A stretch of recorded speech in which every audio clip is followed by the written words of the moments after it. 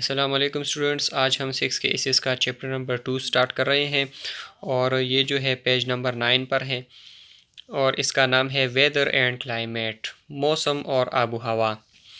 Weather is the climatic condition on any one day. मौसम जो है किसी भी दिन का जो मौसमी हालात होते हैं उनको कहते हैं। In a desert, there may be one day of showers, but this may be the only rain it gets during the year. और सहरा में कहीं एक दिन बारिश होती है और वो भी पूरे साल की एक ही बारिश होती है।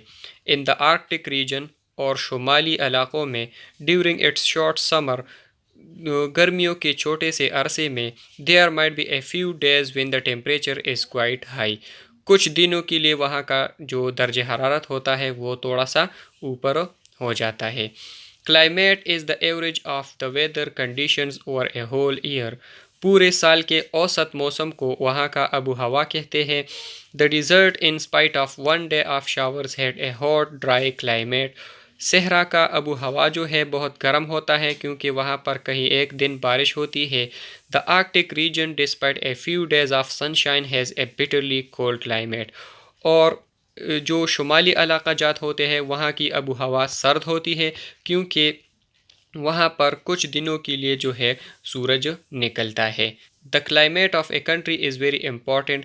किसी मुल्क की आबो हवा बहुत अहम होती है।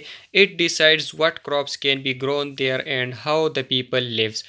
तो ये जो है ये फैसला करती है कि यहाँ पर कौन सी फसलें उगाई जा सकती हैं और लोग किस तरह रह सकते हैं।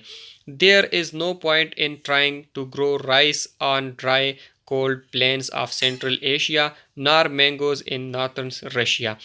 तो यहाँ पर कोई भी ऐसी कोशिश नहीं की जा सकती कि सर्द ज़मीन पर चावल उगा सके या फिर वस्त एशिया के इलाकों में जो है मैंगोज़ जो आम है वो उगा सके, और ना ही रशिया में मैंगोज़ उग सकते हैं क्योंकि वहाँ की आबो हवा जो है इसके मुताबिक नहीं है। Bananas will not grow in Siberia नार कॉटन इन नॉर्थर्न कनाडा। और ना जो है केले साइबेरिया में उग सकते हैं और ना कॉटन जो है वो जो कपास है वो नॉर्थर्न जो कनाडा है वो वहाँ पर नहीं उग सकता। What causes different climates? अब ये जो क्लाइमेट्स का डिफरेंट है, आबो हवा जो एक दूसरे से मुख्तलिफ होती है, इसकी क्या वजूहात है? तो इसकी वजूहात मंदरजा झेल हैं। Temperature is one factor. एक फैक्टर जो है इसका दर्ज हरारत है।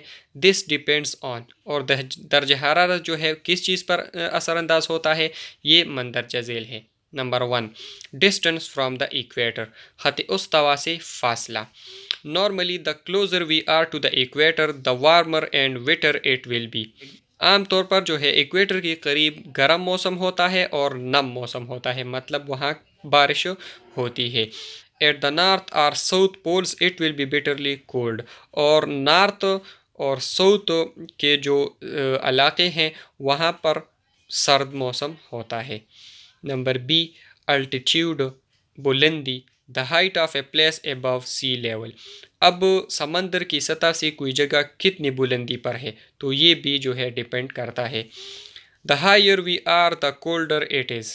जितना हम समंदर की सतह से ऊपर जाएंगे तो उतना मौसम सर्द होता जाएगा। Mount Kilimanjaro 5200 metres high is almost right on the equator, yet its top is covered with snow all year round.